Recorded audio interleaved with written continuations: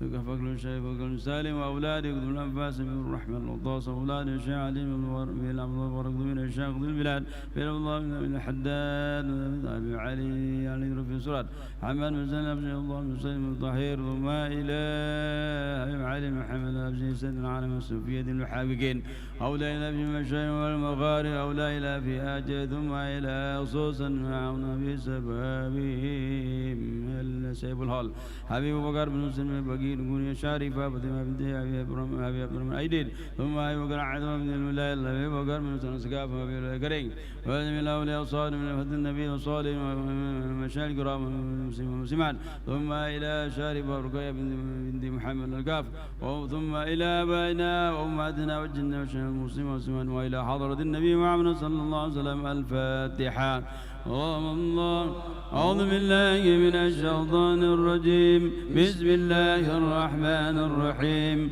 الحمد لله رب العالمين الرحمن الرحيم مالك يوم الدين إياك نعبد وإياك نستعين اهدنا الصراط المستقيم صراط الذين أنعمت عليهم غير المغضوب عليهم ولا الضالين آمين الله لا إله إلا هو الحي القيوم لا تأخذه سنة ولا نوم له ما في السماوات وما في الأرض من ذا الذي يشفع عنده إلا بإذنه يعلم ما بين أيديهم وما خلفهم ولا يحيطون بشيء من علمه إلا بما شاء وسع كرسي السماوات والأرض ولا يؤوده حفظهما وهو العلي العظيم بسم الله الرحمن الرحيم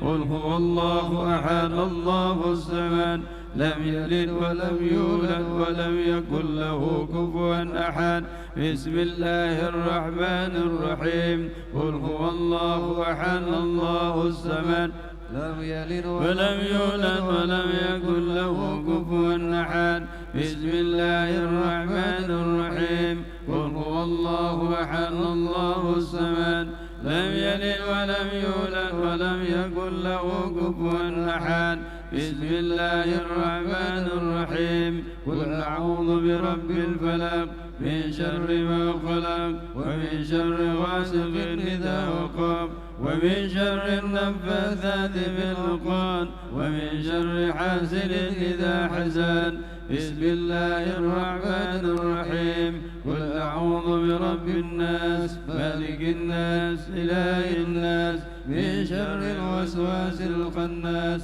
الذي يوسوس في صدور الناس من الجنة والناس أعوذ بالله من الشيطان الرجيم بسم الله الرحمن الرحيم الحمد لله رب العالمين حمدا يوفي نعمك في مزيدا يا ربنا لك الحمد كما ينبغي لجلال وجهك الكريم وعظيم سلطانك لك لا نزيد لنا عليك كما تنعد نفسي ولك الحمد قبل رضا ولك الحمد بعد رضا ولك الحمد رضينا أنا دائما أبدا اللهم صل وسلم على سيدنا في الأولين وصل وسلم على سيدنا محمد في الآخرين وصل وسلم على سيدنا محمد في النبيين وصل وسلم على سيدنا محمد في المرسلين وصل وسلم على سيدنا محمد في كل وقت وحين وصل وسلم على سيدنا محمد في الملائكة الأعلى إلى يوم الدين اللهم صل على نور بن عبدك وحبيبك سيدنا محمد الأمين وعلى آله وصحبه وحقنا بحبه واكرمنا بقربه واجعلنا من رفقائه يا رب العالمين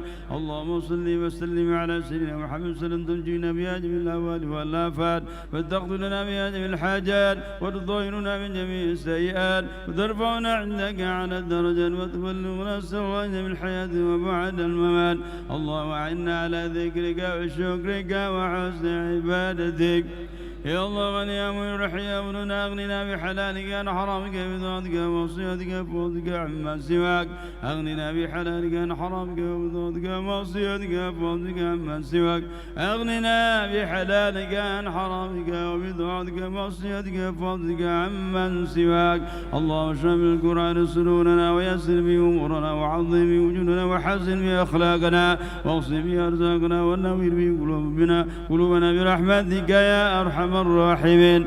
الله تقبل ثواب قرأ من القرآن العظيم ومحلينا قبل لا إله إلا الله سبحانه سبحان الله بحمده وصلى إلى نبيك محمد صلى الله عليه وسلم في هذا المسلم المبارك هادية وصيلة ورحمة النازلة وبركة الشاملة وأسألك متقبلا نقدم ونوليها إلى حضرة سيدنا وحبيبنا محمد صلى الله عليه وسلم خليفة الراشدين سردنا وعمر رضوان وعليه ومقصود السعادة وعبد سلم ثم أهل الكسال البلاد والحنى البقي شباقة على زنب الرفع لا إلا الله بالمشاب والمغارب ثم يسرنا أحمد وجل الله وصلى الله على نفسنا محمد مولى الدبيلة ثم الرحمة سقف ثم الله أطباق شيء من رحمة الله محمد ومحمد من حسن جبل الليل صدام من الله وقال عادل وقال لي وإخوة أحمد والرحمة شيء فقل وشيء شافق المسلم من الفاس حبيب الرحمة والضاصة ولا وشيء من شاقة البلاد يا الله من الحداد ويسنا على سفياد المحققين وأهل الطريقة سفياد المحققين ثم إلى أولى إذا في هذا البلاد أولى إذا فيها جوز سنسب البحر حبيب بكر من حسن البقي حبيب بكر عبد حبيب بكر رجل الليل حبيب بكر من حسن سقاف حبيب بكر من حسن سقاف جميع الأولياء وصالح وسفياد المحققين ثم إلى شريف رقية بنت محمد الكاف ثم إلى أبائنا وأمهاتنا وأموات المسلمات أوصلنا وثواب ذلك منا إلهي والله بنا لنا ولو من النار وبكاك لنا ولو من النار ورأيتك لنا ولو من النار ورشدنا وعجاب لنا ولو من النار اللهم اغفر لهم وارحمهم اللهم اغفر لهم وارحمهم اللهم اغفر لهم وارحمهم واكرم رسلهم وصيبا ادخلهم بالماء والثلج والبرد ونقل من القضايا كما ينقل الأبيض من الناس وابدلهم دارا خيرا من دارهم أهلا خيرا من أهلهم وادخلوا الجنة اللهم انزل قبرهم روحا وريحان ونشوى السرور يومنا هذا إلى يوم القيامة اللهم اجعلنا وإياهم في دار كرامتك ومستغفر رحمتك ومحل أولئك من النبي الصديق والشهداء وصل وحاسنا إلى رفيقا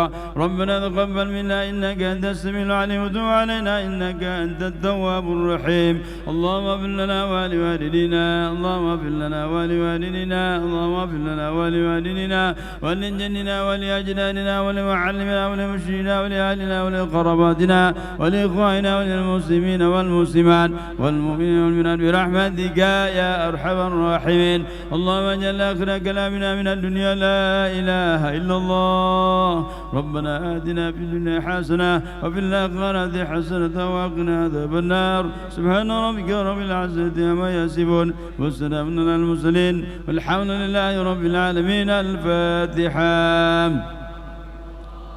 أعوذ بالله من الشيطان الرجيم بسم الله الرحمن الرحيم الحمد لله رب العالمين الرحمن الرحيم مالك يوم الدين إياك نعبد وإياك نستعين اهدنا الصراط المستقيم صراط الذين أنعمت عليهم غير المغضوب عليهم ولا الضالين يا ربي صل على محمد يا ربي صل عليه وسلم يا ربي صل على محمد يا ربي صل عليه وسلم يا ربي صل على محمد حبيبك شافع المشفع يا ربي صل على محمد يا ربي صل عليه وسلم يا ربي صل على محمد على الورى رتبة ورفع يا ربي صل على محمد يا ربي صل عليه وسلم يا ربي صل على محمد أزمى البرايا جاه ووسع يا ربي صل على محمد يا ربي صل عليه وسلم يا ربي صل على محمد واسلك بنا ربي خير ما هي يا ربي صل على محمد يا ربي صل عليه وسلم يا ربي صل على محمد وعافنا واشفي كل موجع يا ربي صل على محمد يا ربي صل عليه وسلم يا ربي صل على محمد وأصلي القلب وعفو أنفا يا ربي صل على محمد يا ربي ربي صل عليه وسلم يا ربي صل على محمد واكف الوعد واصرف واردا يا ربي صل على محمد يا ربي صل عليه وسلم يا ربي صل على محمد نحل في حزنك الممنع يا ربي صل على محمد يا ربي صل عليه وسلم يا ربي صل على محمد ربي ارضى عنا رضاك الأربع يا ربي صل على محمد يا ربي صل عليه وسلم يا ربي صل على محمد واجعل لنا في الجنان ما جمع يا ربي صل على محمد يا ربي صل عليه وسلم يا ربي صل على محمد رافق بنا خير خلقك جماع يا ربي صل على محمد يا ربي صل عليه وسلم اللهم صل وسلم وبارك عليه وعلى آله يا رب السلام عليك سيد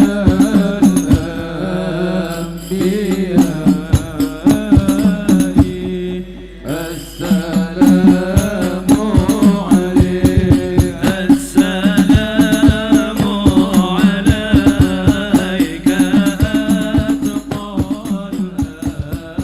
الأتقياء السلام عليك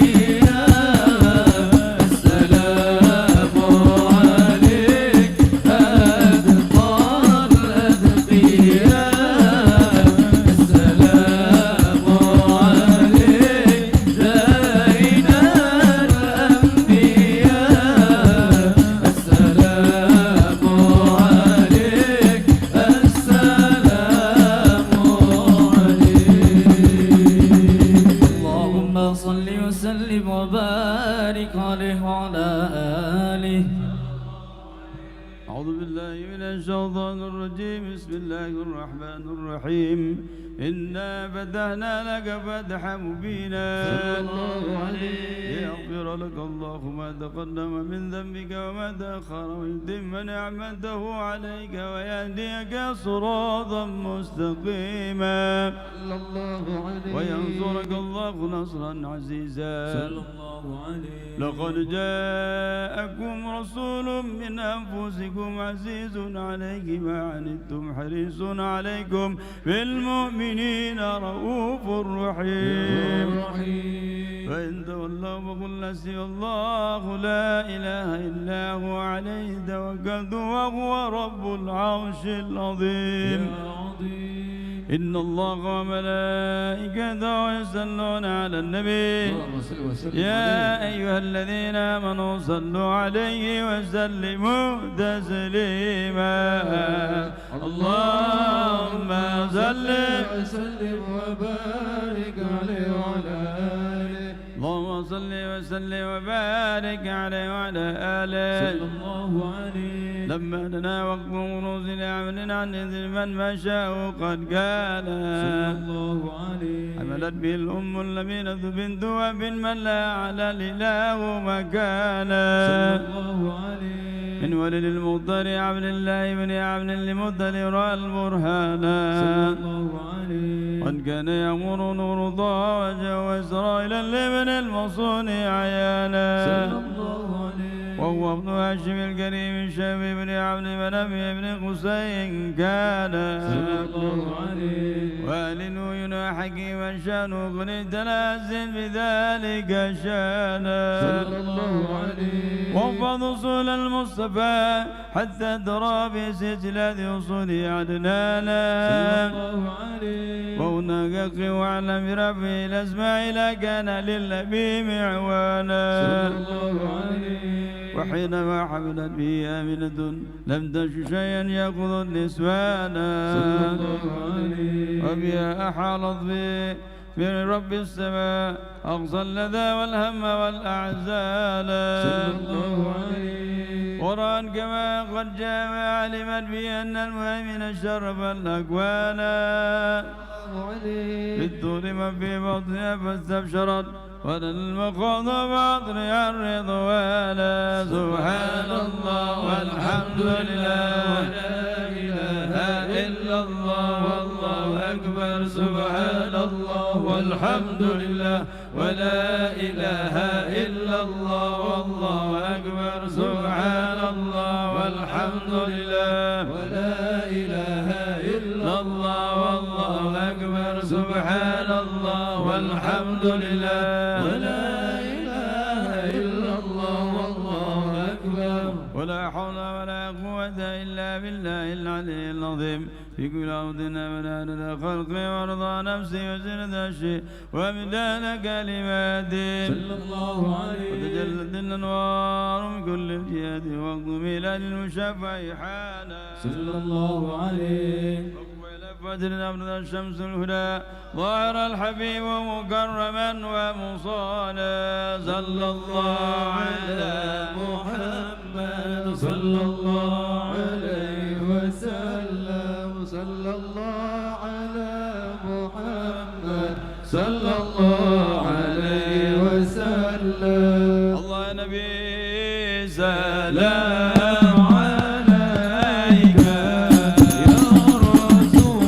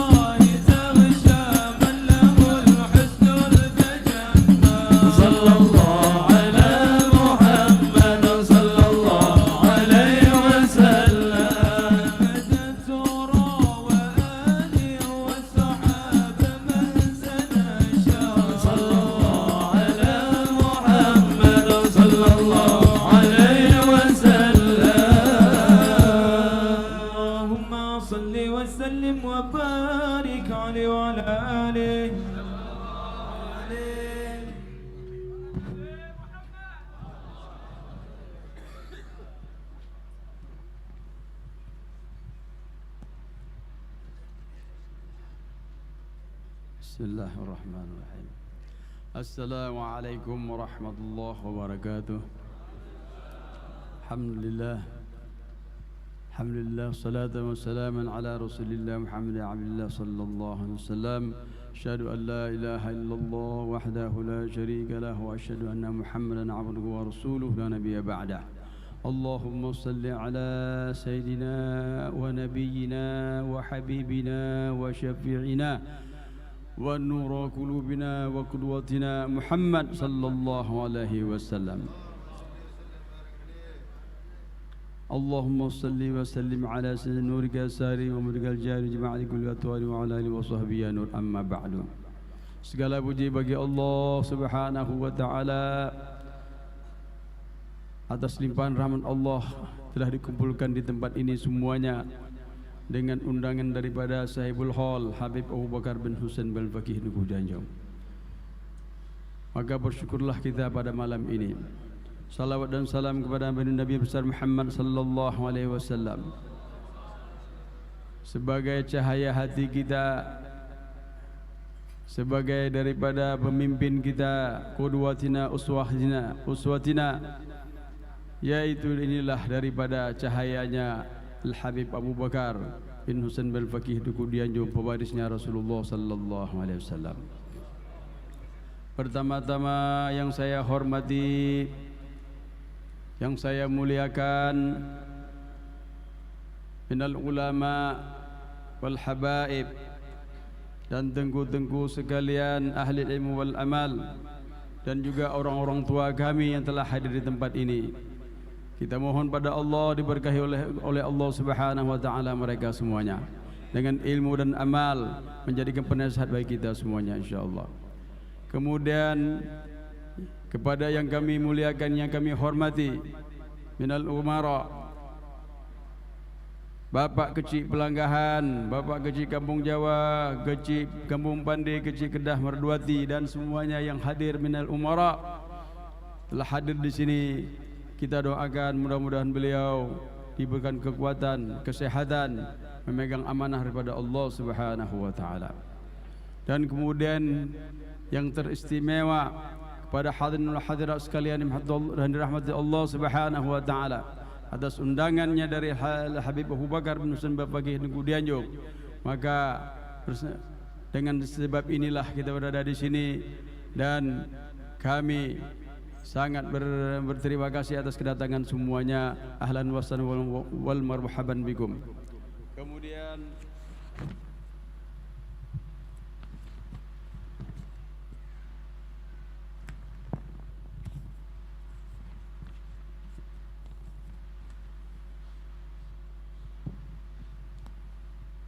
yang kita istimewakan, guru kita bersama telah hadir di sini, Habib Ali bin Muhammad Al-Haddad, Ad-Da'i ilallah, yang akan memberikan tausiah nasihat kepada kita.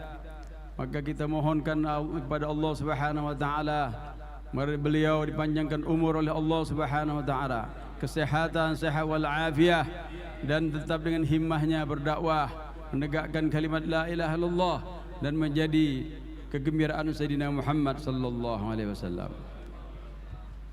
Kemudian daripada itu, rasa yang terima kasih kami yang sangat besar. Kita sangat berbangga kepada pihak panitia yang menjadi sahibul khidmat, yaitu daripada Tengku Bustami dan kawan-kawan semuanya daripada pihak kampung, dan juga Al-Habib Muhammad bin Mahmud Jamilul Lail mewakili dari teman-temannya daripada Majlis An-Nur. Ya, dengan sebab itulah maka kita sangat berbangga, dan kita mohon pada Allah Subhanahu wa taala, para panitia semuanya yang telah bekerja sama dengan harta, dengan pemikiran, dan dengan kesusahannya telah hadir terjadinya acara hallnya ini. Maka kita mohon pada Allah Subhanahu wa taala, mereka diberkahi oleh Allah Subhanahu wa taala, umurnya dimudahkan, ketaatan ditambahkan oleh Allah, dan anak yang soleh, dan akan diganti oleh Allah Subhanahu wa taala kepayahan tersebut dan harta-harta yang telah dikeluarkan insyaallah Subhanahu wa taala. Kemudian daripada itu, mari sama-sama izinkanlah kami untuk membacakan daripada manaqib dari sahibul hal Al-Habib Abu Bakar bin Husain Balfaqih Tengku Dianjung, yang beliau wafat 14 Ramadan 1996 Hijriah atau 23 Agustus 1782 Masehi. Beliau adalah Al-Habib Sayyid Abu Bakar bin Husain bin Umar bin Abu Bakar bin Ahmad bin Abdurrahman bin Faqih bin Muhammad bin Abdurrahman Al-Asqa bin Abdullah bin Ahmad bin Ali bin Muhammad bin Ahmad Al-Syahid bin Muhammad Al-Faqih Al-Muqaddam bin Ali bin Muhammad Sahib Al-Brat bin Ali Khalid Qasam bin Alwi bin Muhammad bin Alwi bin Ubaidillah bin Ahmad Muhajir bin Isa Rumi bin Muhammad An-Naqib bin Ali Al-Uraidi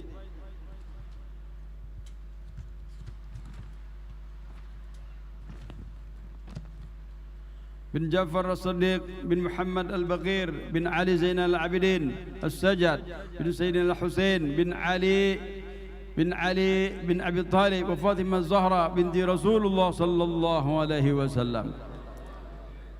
Masyarakat Aceh mengenal beliau sebagai Tengku Dianjung, yang gelar diberikan karena kemuliaan dan amaliah beliau sehari-hari berdakwah dan membimbing masyarakat di anjungan atau serambi masjid. Al-Habib Muhammad bin Ahmad Al-Latas menyebutkan bahawa Al-Habib Abu Bakar juga bergelar seorang wali kutub yang memiliki kedudukan yang tinggi di sisi Allah Subhanahu wa taala. Al-Habib Aidrus bin Umar Al-Habsyi seorang muhaddits, al-murakhis, al-musnid, al-ba'ali, mencatat dalam kitabnya Iqdul Yawaqatil Al-Jauhariyah.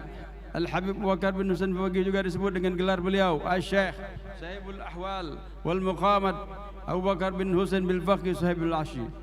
Sementara Al-Habib Abu Bakar bin Umar bin Ahya Surabaya dalam kitabnya Al-Mawaid fi Syattal Fawaid mencatat dari gurunya Syekh Abdullah bin Umar Al-Bagharib, Al-Habib Abu Bakar juga disebut sebagai Al-Habib Al-Imam Abu Bakar bin Husain bil Faqih Sahib Al-Ashi. Tengku Dianjung lahir di Tarim di antara tahun 1130 sampai dengan 1140 Hijriah dan belajar kepada seorang yang paling alim di masanya, yaitu Alamatud Dunia Al-Habib Al-Syekh Al-Wajih Abdul Rahman bin Syekh Abdullah. Salah seorang murid terkemuka daripada Sahibul Ratib Kutubul Irsyad Al-Habib Abdullah bin Alwi bin Muhammad Al-Haddad. Al-Habib Abu Bakar Tengku Dianjung semasa dengan Syekh Abdullah bin Ahmad Basaudan yang hadrahnya selalu kita baca pada hari Selasa di komplek makam Tengku Dianjung. Rekan-rekan Habib Abu Bakar ketika belajar dari Habib Abdurrahman bin Abdullah bin Faqih antara lain Habib Abdullah bin Alwi bin Faqih, Al-Habib Idrus bin Abdurrahman bin Faqih, Al-Habib Sagaf bin Muhammad Sagaf yang bergelar dengan Khadijul Islam. Habib Ahmad bin Husain Al-Haddad, cucunya Imam Haddad, Al-Habib Ali bin Syekh bin Muhammad bin Syahabuddin.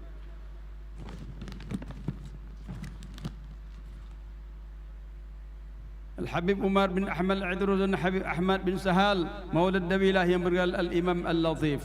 Sanad keilmuan dan amalan Habib Abu Bakar Tengku Dianjung bersambung sampai kepada Rasulullah sallallahu alaihi wasallam melalui guru dan kakek-kakek beliau. Demikian juga sanad tersebut tidak terputus melainkan sampai kepada kita melalui murid beliau, di antaranya sebagai tercatat dalam kitab Ikhrul Yawaqidil Jauhariyah. Kemudian beliau yaitu Al-Habib Husain bin Allah bil Faqih yang diturunkan kepada Al-Habib Idrus bin Umar Al-Habsyi, selanjutnya kepada Habib Ali Al-Habsyi bin Muhammad Al-Habsyi, pengarang Maulid Simtud Durar yang terkenal, yang sehingga kepada kita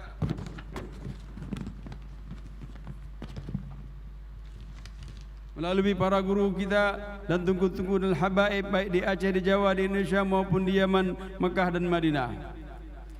Tengku Dianjung datang ke Aceh di antara tahun 1158 Hijriah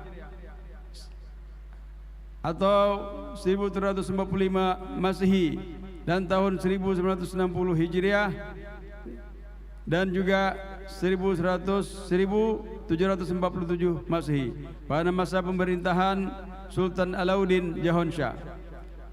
Sebelumnya Habib Abu Bakar melaksanakan ibadah haji dan ziarah ke makam Nabi Muhammad sallallahu alaihi wasallam bersama rekannya yaitu Habib Abdurrahman bin Mustafa Al-Idrus, Al-Habib Syekh bin Muhammad Al-Jufri tahun 1157 Hijriah.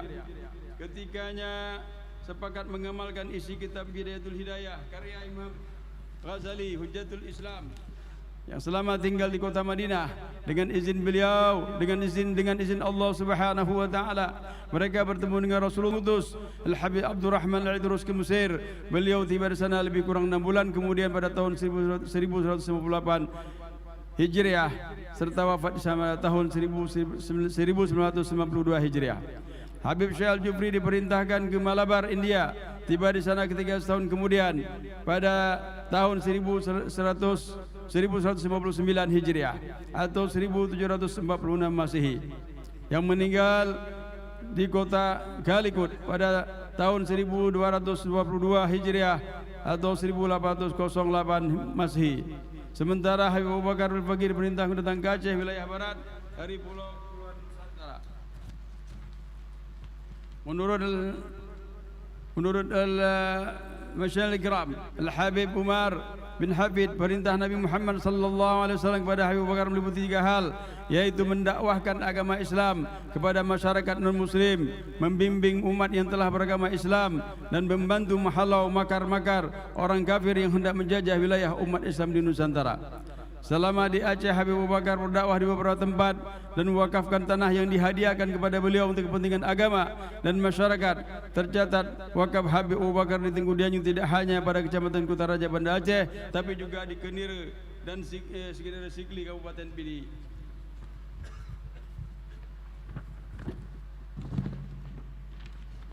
Habib Abu Bakar juga memberikan nasihat dan saran bagi Sultan Aceh, salah satunya membantu Sultan Aceh dalam melunasi jabatan hutan dari kerajaan Inggris.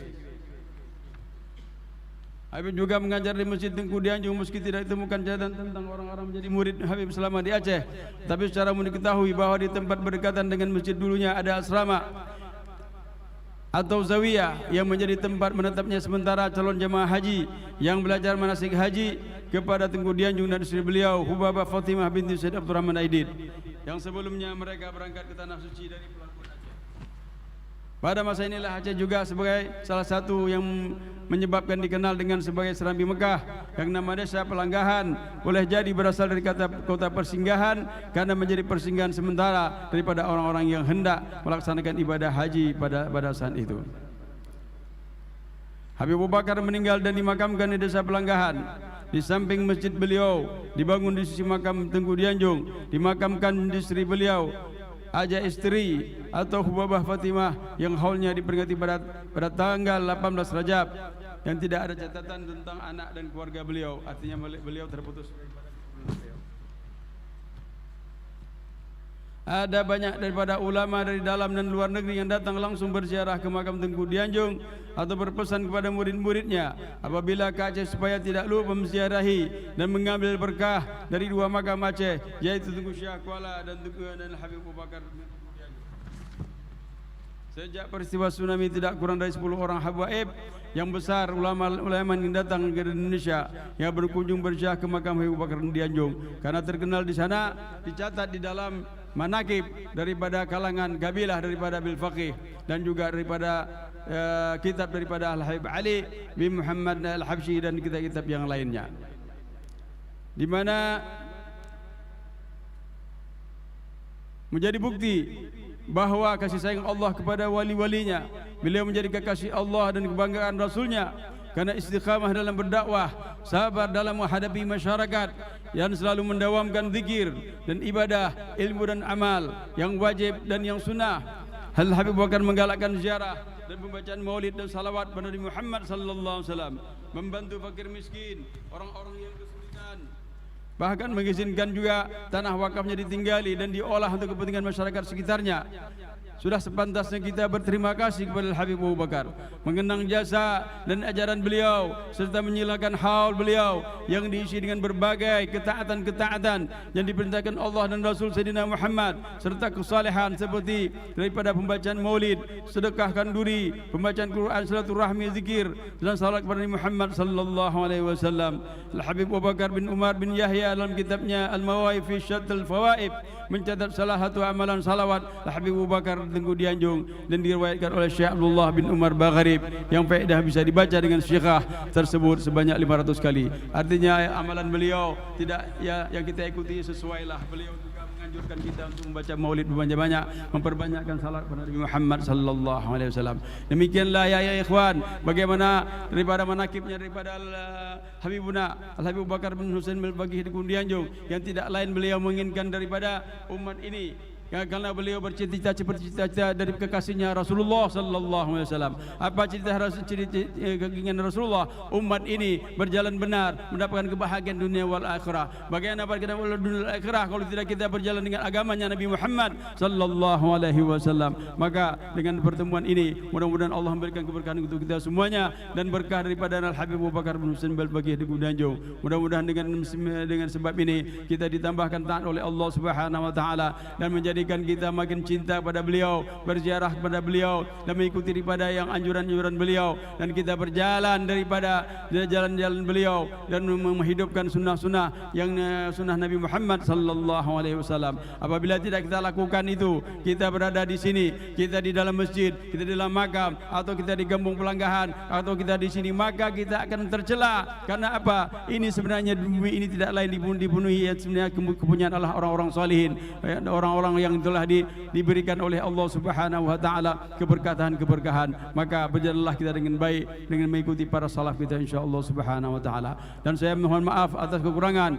Oleh itu sebab itu mari sama-sama kita juga mendengar daripada nasihat daripada guru kita Al-Habib Ali bin Muhammad Al-Haddad. Kepada beliau kita persilakan dengan hormat. Wabillahi taufiq wal hidayah. Wassalamualaikum warahmatullahi wabarakatuh.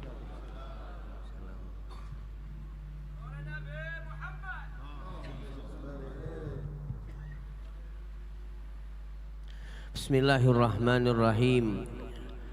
Assalamualaikum warahmatullahi wabarakatuh. Alhamdulillah, alhamdulillahilladzi hadana lihadza wa ma kunna linahtadiya laula an hadanallah. Ashhadu an la ilaha illallah wahdahu la syarikalah wa ashhadu anna sayyidana wa nabiyyana Muhammadan abduhu wa rasuluh wa habibuhu wa safiyuhu wa khaliluh.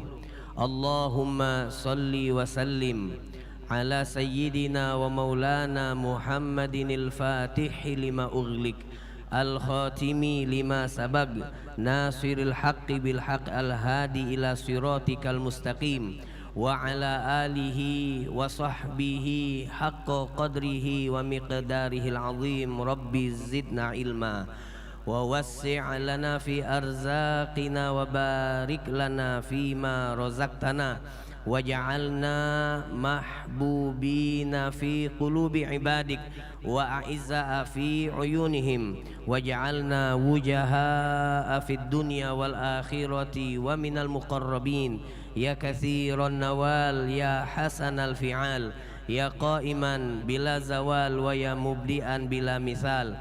Falakal hamdu walakal minnatu walakas syarafu ala kulli hal wala haula wala quwata illa billah, amma ba'd. Yang sama kita muliakan, yang kita cintai para alim ulama, para guru, para habaib, para tengku yang meneruskan perjuangan baginda Nabi Muhammad sallallahu alaihi wa alihi wa sahbihi wasallam. Kita doakan insyaallah seluruh daripada ulama, seluruh daripada guru, tengku, habaib diberikan istiqomah dari Allah Subhanahu wa taala, diberikan kekuatan, riayah dan inayah sehingga mereka mampu menjadi orang-orang yang selalu menebar manfaat, menebar ilmu baginda Nabi Muhammad sallallahu alaihi wa alihi wa sahbihi wasallam. Amin amin ya rabbal alamin.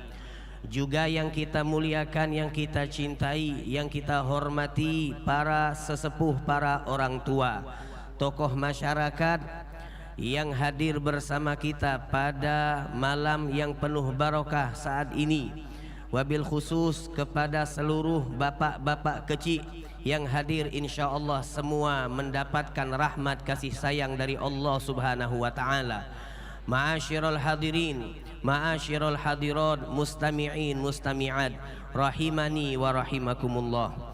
Alhamdulillah, bersyukur kepada Allah Subhanahu wa taala yang pada malam hari ini Allah Subhanahu wa taala memberikan kepada kita rahmat, memberikan kepada kita taufik, memberikan kepada kita inayah, memberikan kepada kita riayah, memberikan kepada kita hidayah, yang dengan berkat semua nikmat itu alhamdulillah Allah Subhanahu wa taala mengumpulkan kita semua di hadapan daripada salah satu manusia yang istimewa, yang dicintai oleh Allah, yang mencintai baginda Nabi dan dicintai oleh baginda Nabi Muhammad sallallahu alaihi wa alihi wa sahbihi wasallam.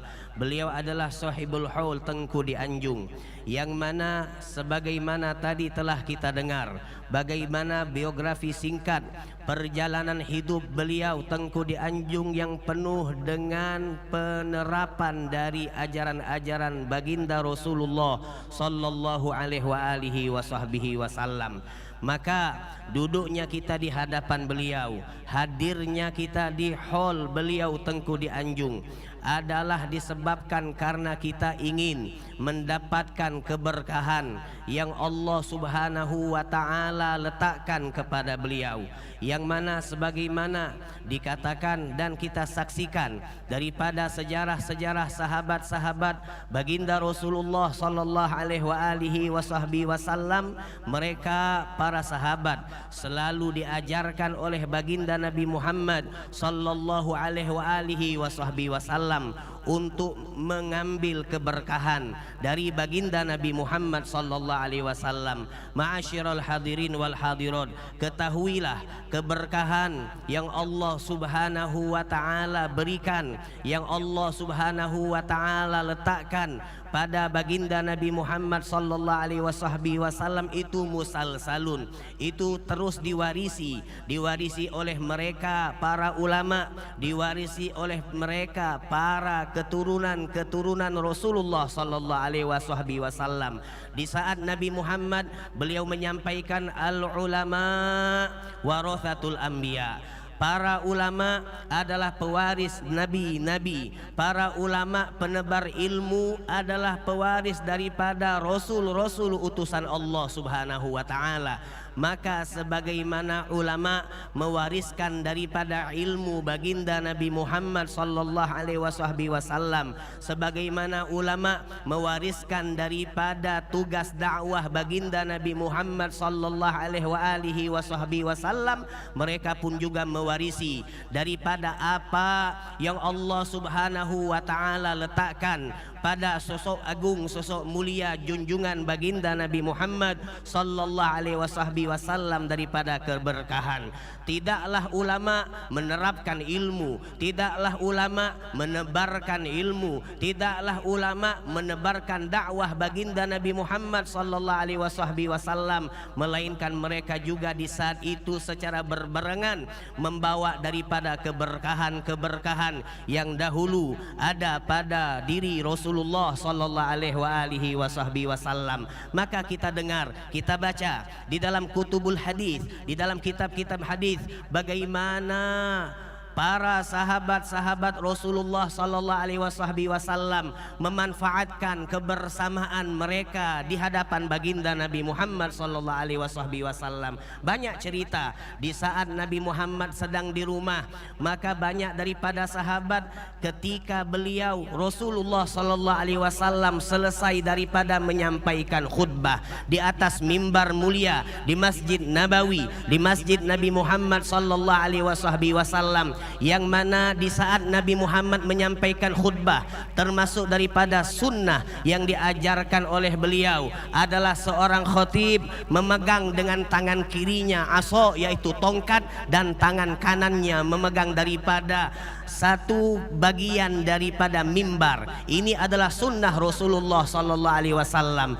Maka di saat Nabi, hadirin hadirat, telah selesai menyampaikan khutbah, di saat beliau menyampaikan khutbah, tangan kanan beliau memegang daripada satu bagian mimbar dan tangan kiri beliau memegang daripada tongkat. Di saat beliau kembali ke rumah, maka seluruh sahabat yang saat itu berada di Masjid Nabi Muhammad sallallahu alaihi wasallam, mereka memperebutkan daripada keberkahan mimbar yang satu bagiannya pernah dipegang tadi di saat Nabi berkhutbah, tangan Nabi Muhammad memegang mimbar tersebut. Maka mereka para sahabat pun berduyun-duyun, mereka bergegas berebut untuk mengambil keberkahan. Mereka mencium-cium daripada bagian mimbar Rasulullah sallallahu alaihi wasallam. Di kesempatan lain yang sering kita dengar, tidaklah Nabi Muhammad berwudu kecuali diriwayatkan oleh para sahabat kadu yaqtatiluna ala wadu'i Rasulillahi sallallahu alaihi wasallam.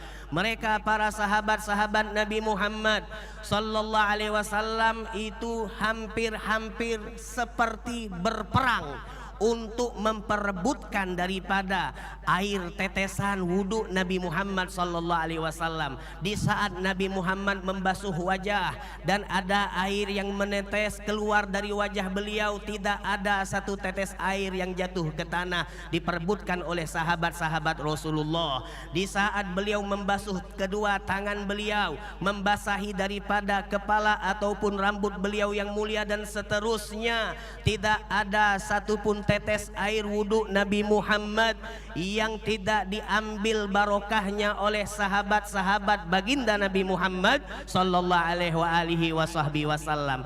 Maka ma'asyiral hadirin wal hadirat, hal ini, keberkahan seperti inilah yang menjadi daripada salah satu akidah di dalam akidah Ahlus Sunnah wal Jamaah. Ini mengambil keberkahan adalah salah satu keyakinan yang merupakan keyakinan yang ditanamkan, yang diajarkan langsung oleh baginda Nabi Muhammad sallallahu alaihi wasallam. Maka sebagaimana yang telah disampaikan tadi, kita duduk di sini ada apa? Kita berkumpul di sini untuk apa? Tidak lain dan tidak bukan duduknya kita di sini, berkumpulnya kita di sini, hadirnya kita di hall daripada Al-Habib Abu Bakar bin Husin Bilfaqih atau Tengku di Anjung untuk mengharapkan keberkahan yang bersumber dari Allah, yang diletakkan Allah kepada sosok Nabi Muhammad, yang kemudian diwarisi oleh para ulama, para pejuang-pejuang dakwah baginda Nabi Muhammad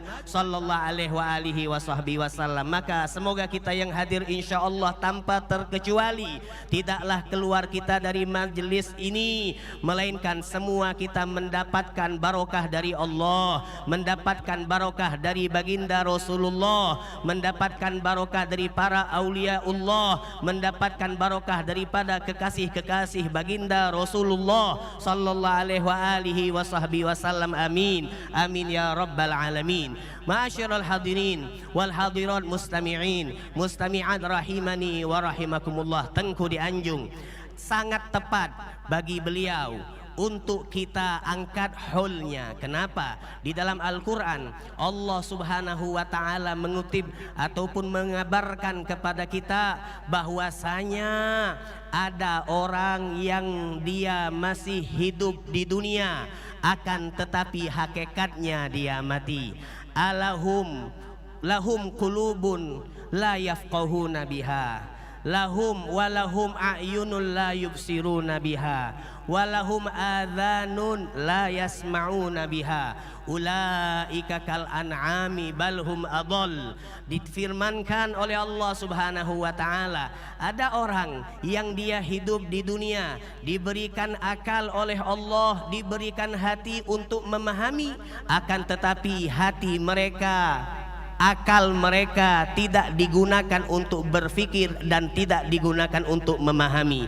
Allah menyatakan banyak daripada manusia yang hidup di dunia diberikan mata penglihatan oleh Allah subhanahu wa ta'ala untuk melihat, dan dengan melihat dia mampu untuk bertafakkur, akan tetapi dengan matanya dia tidak memandang apa yang dianjurkan dan diajarkan oleh Allah serta baginda Nabi Muhammad sallallahu alaihi wasallam.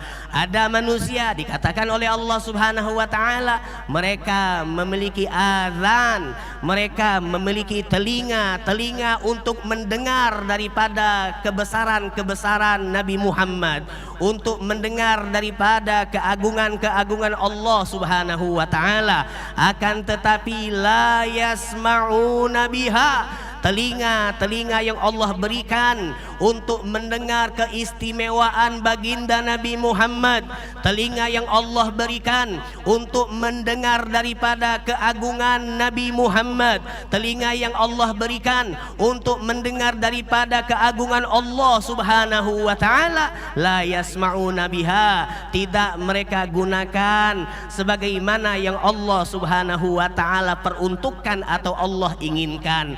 Apa kata Allah subhanahu wa ta'ala? Ulaika kal an'am balhum adall. Orang-orang seperti ini dikatakan oleh Allah kal an'am, ibarat seekor hayawan ternak, balhum adall, bahkan mereka lebih buruk daripada hewan. Na'udzubillah tsumma na'udzubillah. Ada orang yang dianya hidup di dunia akan tetapi dianggap oleh Allah seperti hewan, bahkan lebih buruk daripada hewan. Dia mati tidak ada guna meskipun dia hidup. Tetapi ma'asyiral hadirin wal hadirat, di sisi lain, di firman lain, Allah Subhanahu wa taala nyatakan ada daripada hamba-hamba Allah, pilihan-pilihan Allah, kekasih-kekasih Allah yang mereka zahirnya, kasat matanya telah wafat, telah meninggalkan dunia yang fana ini, akan tetapi hakikatnya mereka masih hidup. Wala taqulu liman yuqtalu fi sabilillahi amwat. Jangan sekali-kali kalian berani untuk mengatakan mereka para pejuang-pejuang Allah, mereka para pejuang-pejuang dakwah baginda Nabi Muhammad sallallahu alaihi wasallam. Jangan berani kalian untuk menyematkan atau mengatakan kepada mereka manusia pilihan Allah amwat, sebagai orang-orang yang telah mati. Tidak, mereka bal ahya, mereka hidup dikatakan oleh Allah Subhanahu wa taala. Ma'asyiral hadirin wal hadirat, artinya dalam ayat ini dengan jelas Allah menyatakan bahwasanya ada kehidupan setelah kehidupan dunia, ada kehidupan setelah kehidupan yang kita rasakan pada saat ini. Bahkan kalau kita tidak memahami makna kehidupan, kita ibarat orang yang hidup akan tetapi mati. Kita ibarat orang yang hidup tetapi tidak bermanfaat. Di dalam ayat lain Allah Subhanahu wa taala menyatakan man amila solihan min dzakarin au untha wa huwa mu'minun falanuhyiyannahu hayatan thayyibah. Masya Allah. Man amila solihan, barang siapa yang beramal soleh. Tadi kita lihat Tengku di Anjung Managib yang sangat luar biasa, keilmuan daripada yang beliau ambil bersanad langsung sampai ke Nabi Muhammad sallallahu alaihi wasallam. Bukan sekedar beliau sebatas memiliki ilmu, tetapi beliau juga mengamalkan ilmu tersebut kepada diri pribadi beliau.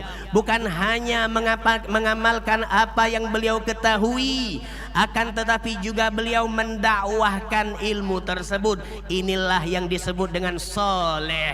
Inilah yang disebut amal-amal yang soleh. Man amila solihan min dzakarin, daripada kelompok lelaki, au untha, ataupun kelompok perempuan, wa huwa mu'minun, dan mereka adalah orang-orang yang beriman, falanuhyiyannahu hayatan thayyibah.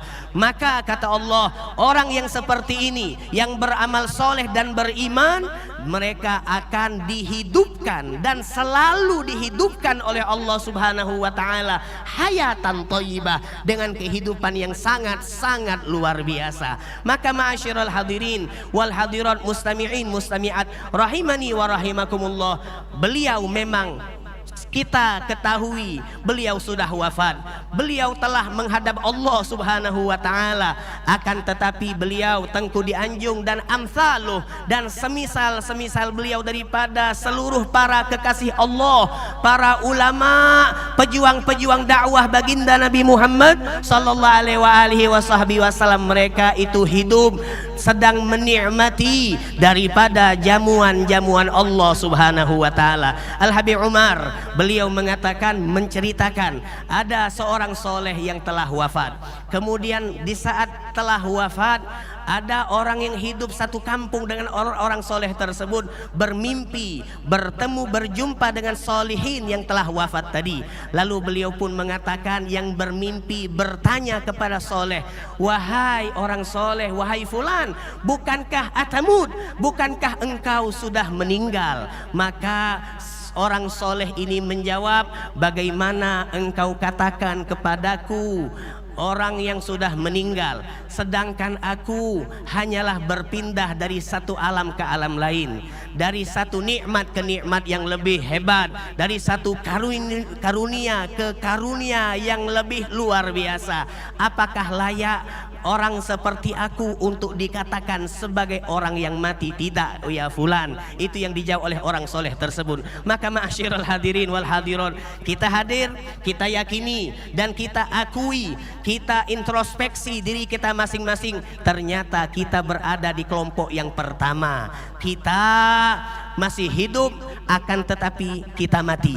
Kita masih hidup, akan tetapi kita tidak mampu menggunakan hati kita dengan maksimal. Kita masih hidup, akan tetapi kita tidak mampu menggunakan akal pikiran kita dengan maksimal. Kita masih hidup, akan tetapi kita tidak mampu untuk menggunakan nikmat mata dengan maksimal.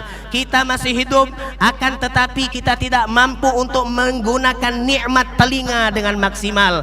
Maka kita adalah orang-orang yang dikatakan oleh Allah Subhanahu wa taala ulaika kal an'am. Kita ini adalah seperti layaknya hewan, balhum adol, bahkan lebih buruk daripada hewan. Karena kita keadaan seperti inilah kita datang kepada beliau yang dikatakan oleh Allah balhum ahya, mereka adalah orang-orang yang hidup. Maka kita minta kepada Allah Subhanahu wa taala, kita yang mati datang kepada mereka yang hakikatnya hidup. Insya Allah kita semua dihidupkan oleh Allah Subhanahu wa taala.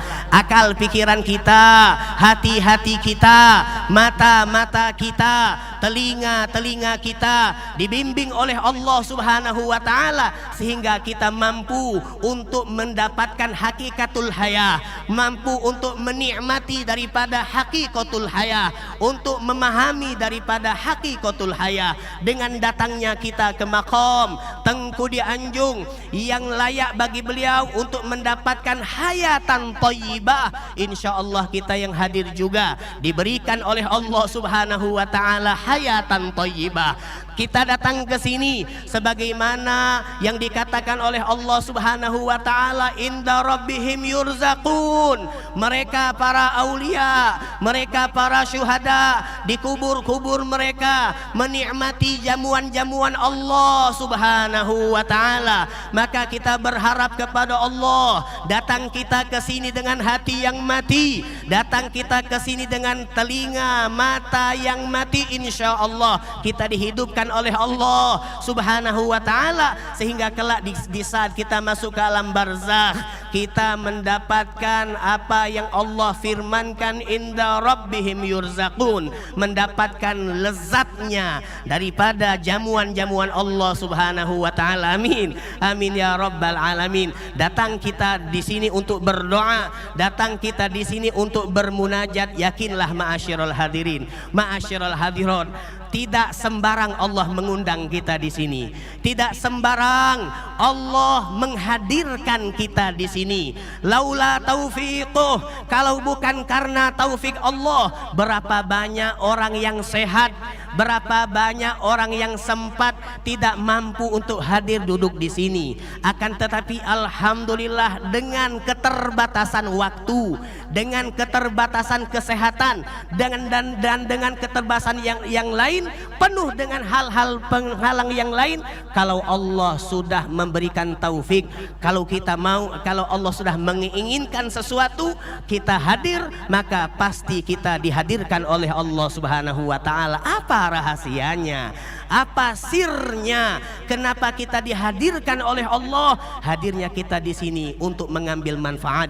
Hadirnya kita di sini untuk bermunajat, dan tentunya kalau Allah Subhanahu wa taala sudah mengundang kita, tentu di saat kita berdoa, bermunajat, insya Allah doa-doa kita akan diijabah oleh Allah Subhanahu wa taala. Amin. Amin ya rabbal alamin. Ma'asyiral hadirin wal hadirat, mustami'in mustami'at rahimani wa rahimakumullah. Kita ketahui saat ini saudara-saudara kita yang berada di Palestina, yang berada di Gaza, yang berada tepatnya saat ini di Rafah, mereka semua sedang mengalami ujian yang sangat dahsyat dari Allah Subhanahu wa taala. Bagaimana kekejaman daripada Zionis Israel yang membabi buta, ulaika kal an'am balhum adol, lebih buruk daripada hewan, lebih buruk daripada binatang. Dengan mereka beraninya, kalau mereka katakan mereka berani, akan tetapi menurut kacamata Islam mereka adalah orang yang paling pengecut. Mereka mengebom daripada perempuan-perempuan muslimah.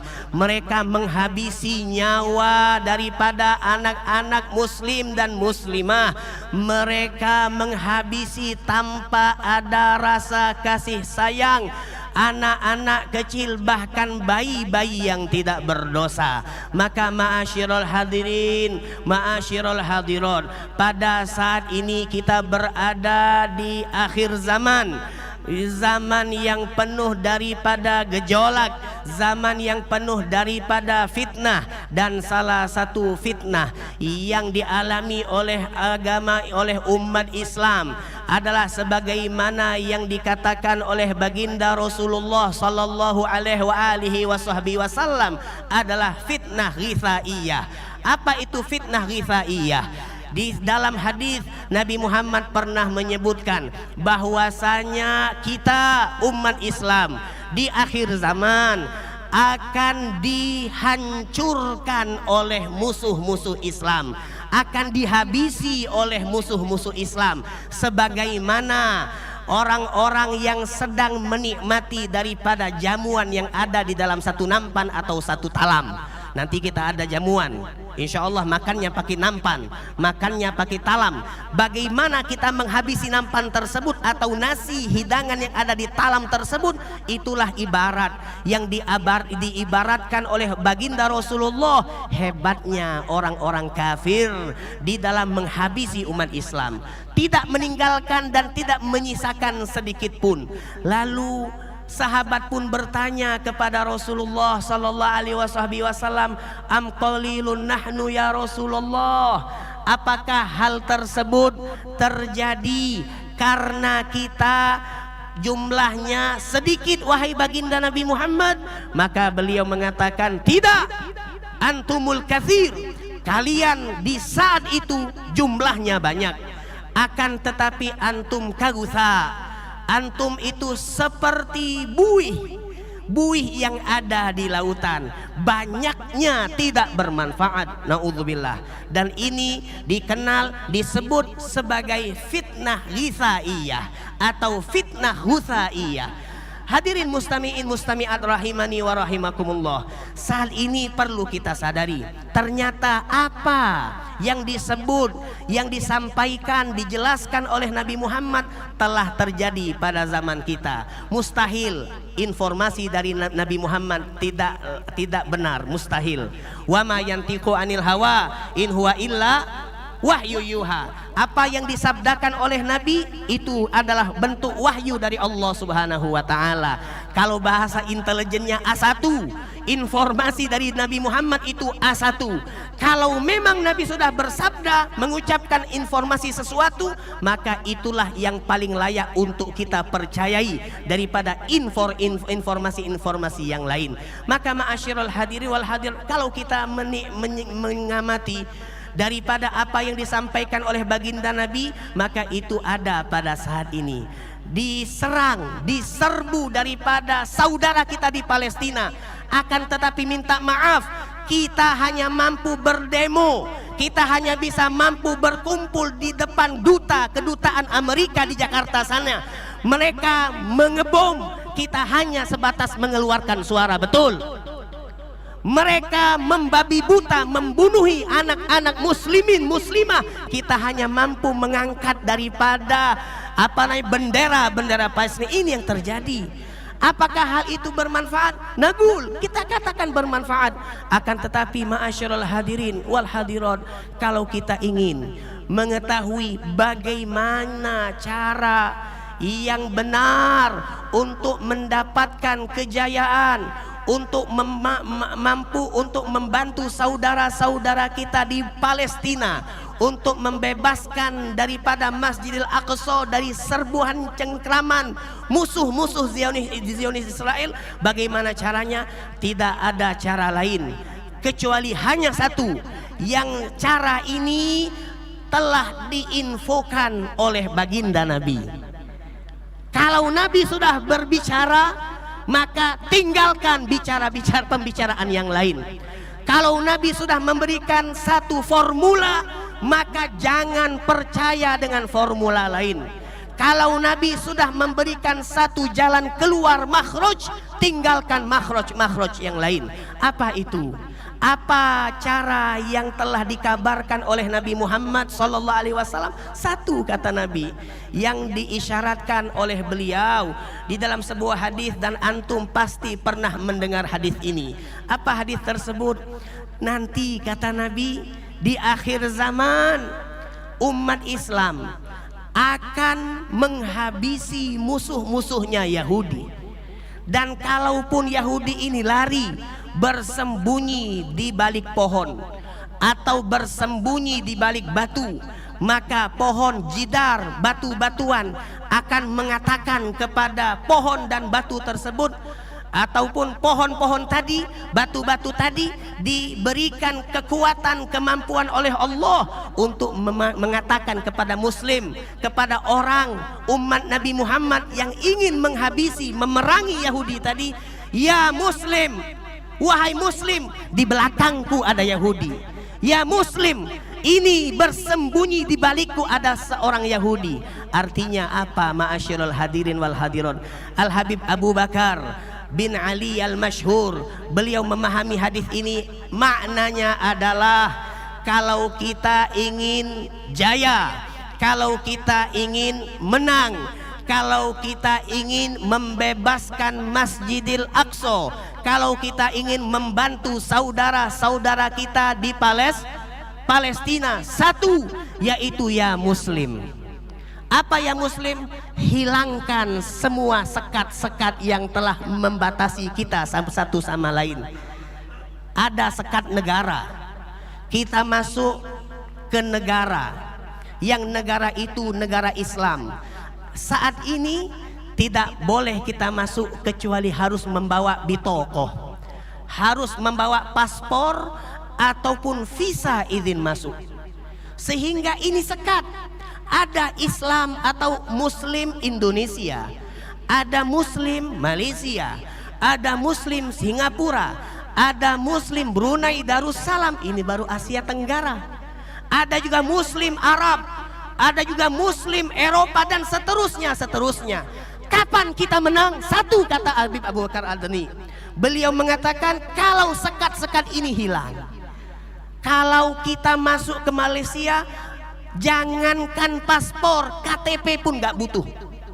Jangankan visa, paspor, KTP pun gak butuh. Saat ini kalau kita mau ke Arab Saudi sana, apakah masih membutuhkan paspor? Cukup paspor? Cukup? Tidak cukup. Tidak cukup.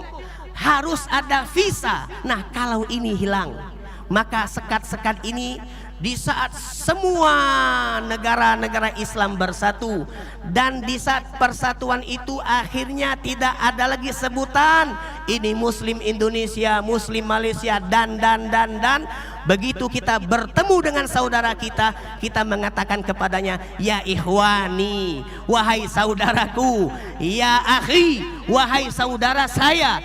Kalau hal ini terjadi, maka di saat itulah akan dapat kejayaan dan kemenangan daripada umat Islam. Maka kita berdoa insyaallah seluruh daripada negara-negara Islam akan segera dipersatukan oleh Allah Subhanahu wa taala. Apakah mungkin? Mungkin. Kenapa? Karena ini Nabi sudah ngomong. Kalau menurutnya, kalau kita berpikir sekarang ini, oh tidak mungkin Habib, mustahil. Malah peraturan-peraturan itu semakin dahsyat. Kita dengan logika, sedangkan Nabi Muhammad dengan wahyu, dan wahyu itu mengalahkan daripada logika pemikiran siapapun. Maka insya Allah kita berharap dengan persatuan Islam akan kita semua mendapatkan kejayaan dari Allah Subhanahu wa ta'ala. Kemudian ma'asyiral hadirin wal hadirat, ini untuk ruang lingkup dunia, untuk ruang lingkup Indonesia, sebagaimana yang saat ini sama kita rasakan. Banyak sekali fitnah-fitnah yang mencerai-beraikan umat Islam. Belum selesai masalah fitnah habaib dengan ulama-ulama dari Nusantara. Sekarang ini kan antum pasti pernah dan tahu, mendengar, melihat yang terjadi di media sosial, Facebook dan kawan-kawannya. Bagaimana hebatnya fitnah. orang-orang yang ingin memisahkan persatuan antara habaib dengan ulama-ulama Nusantara, antara habaib ulama dengan para muhibbinnya. Indonesia dari dahulu antara habaib dengan ulama lokal itu bersahabat. Buktinya Tengku Deanjung antum lihat dan dengar sendiri bagaimana managibnya dengan Kesultanan Aceh Darussalam, Nanggro Aceh Darussalam. Beliau ada hubungan. Kalau saya berasal dari Palembang, saya mempunyai enjit ataupun kakek buyut, satu yang namanya Muhammad dan satu yang namanya Hamid. Saya Al-Haddad dari Hamid. Itu Hamid punya saudara yang namanya Muhammad. Muhammad itu gelarnya Datuk Murni, sedangkan Hamid tidak memiliki gelar. Kalau dipanggil ya dipanggil Al-Habib Hamid bin Ali bin Alwi Al-Haddad. Kalau ini Muhammadnya hilang, dipanggil dikenal dengan Datuk Murni. Loh, kenapa ini dapat gelar yang ini tidak dapat gelar? Oh, ternyata Datuk Murni ini kental dengan Kesultanan Palembang Darussalam, menjadi mufti, menjadi penasehat daripada Kesultanan Palembang Darussalam. Tengku Deanjung mendapatkan gelar. Kalau kita orang Aceh ditanya apakah kenal dengan Habib Abu Bakar bin Husin bil Faqih, saya yakin antum ada yang tidak mengenalnya. Akan tetapi kalau ditanya apakah tahu dengan seorang yang bernama Tengku Deanjung, oh iya, ada di Pelanggahan. Tahu. Artinya lagobnya, julukannya lebih familiar, lebih terkenal di telinga kita. Kenapa? Karena ada hubungan baik dengan Kesultanan. Ini musalsal sejarah dari dahulu. Ulama, habaib dengan kesultanan-kesultanan yang ada di Indonesia, Nusantara itu bersatu. Dan kita dari dahulu diajarkan untuk bersatu mencintai ulama, bersatu mencintai habaib dan seterusnya dan seterusnya. Akan tetapi ma'asyiral hadirin wal hadirat, ada oknum-oknum yang mereka itu masuk ke barisan fitnah Dajjal, yang mana fitnah Dajjal ini takut sekali dengan seorang yang namanya Al-Imam Al-Mahdi Al-Muntadhar. Ceritanya seperti ini biar nyambung. Antum tahu Al-Mahdi Al-Muntadhar itu akan dibaiat oleh siapa? 313 seluruh wali yang ada di dunia. 313 wali yang ada di dunia tanpa menggunakan WhatsApp, tanpa menggunakan undangan Facebook, menggunakan apapun, tidak. Tetapi hubungan batin mereka berkumpul di satu tempat di hadapan Ka'bah, berkumpul di satu hari yang sama, waktu yang sama. Untuk apa? Dengan tujuan yang sama, yaitu membaiat Al-Imam Al-Mahdi Al-Muntadhar. Dan imam ini ma'asyiral hadirin adalah seorang imam yang paling ditakuti oleh Dajjal. Karena ketika Imam Mahdi muncul, artinya ini adalah kehancuran Dajjal. Oleh karena inilah ma'asyiral hadirin wal hadirat, Dajjal ini punya anak-anak buah. Dajjal ini punya antek-antek.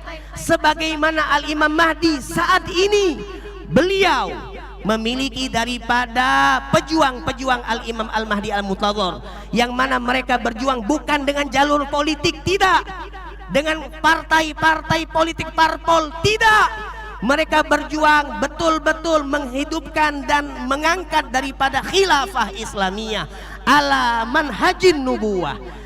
Apa yang mereka lakukan?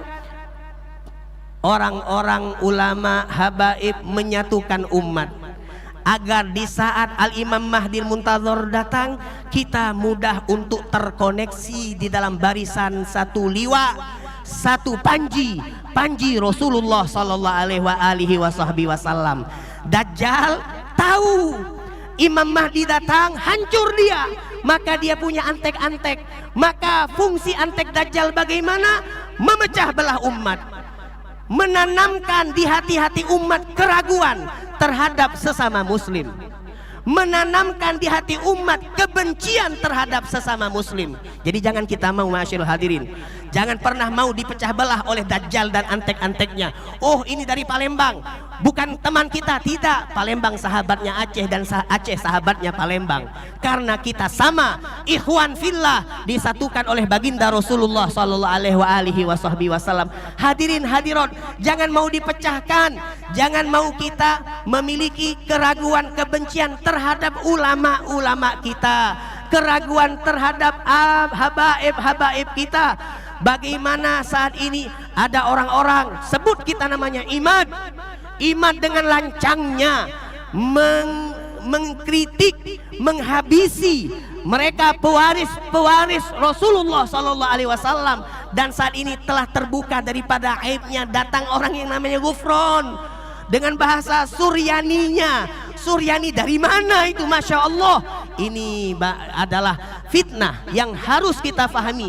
Jangan sampai kita terkecoh masuk ke dalam fitnah tersebut. Nah hadirin ma'asyiral hadirat rahimani wa rahimakumullah, hal inilah yang perlu untuk seksama kita fahami. Bagaimana kita mampu untuk membantu saudara-saudara kita di Palestina. Eratkan persatuan, hidupkan kecintaan antara sesama umat Islam. Sekat-sekat apapun kita hilangkan demi kita mendapatkan menggapai ridho Allah dan ridho baginda Nabi Muhammad sallallahu alaihi wasallam. Semoga insya Allah dengan usaha kita saat ini, kita menghidupkan majelis, kita menghadiri majelis-majelis ilmu, menghadiri majelis-majelis sholawat. Insya Allah kalaupun kita ditakdirkan oleh Allah panjang umur, karena Habib Umar pun mengatakan demikian, kalaupun kita ditakdirkan oleh Allah panjang